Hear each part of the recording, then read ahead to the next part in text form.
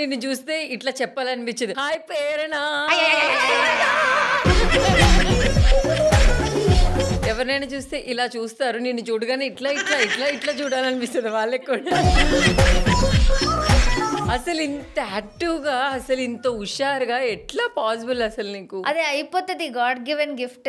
శ్రీపతి ఏం పెడతాడు అసలు నీకు తినడానికి? ఇంత హుషారు. ఆయన ఏం పెట్టరు, ప్రాబబ్లీ నేను కొంచెం తగ్గడానికి ఏమైనా పెడతారేమో.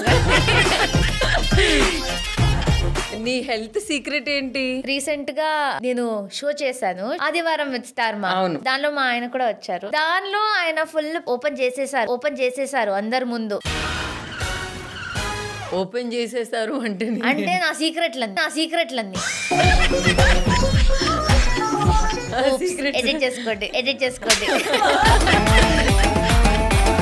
మీ హస్బెండ్ గారు ఇలా రివీల్ చేశారు, నువ్వు స్నానం చేయవంట. ఆయన ఇలాంటిదే ఉల్టా పుల్టా చెప్తూ ఉంటారు నా ఇజ్జత్ తీయడానికి. చేస్తావా? ఈరోజు చేసి వచ్చావా? అంటే బయటకు వచ్చినప్పుడు చేస్తా, ఇంట్లో ఉన్నప్పుడు చెయ్యను.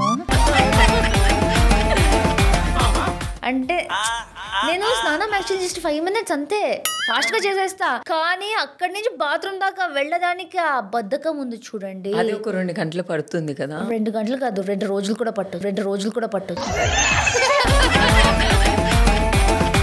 అంటే సమ్ టైమ్స్ అట్లా జరుగుతాయి. నేను కూడా చేయను.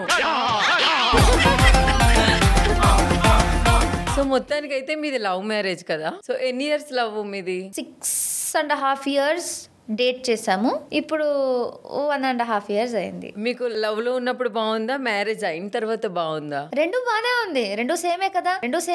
సేమ్ అబ్బాయి,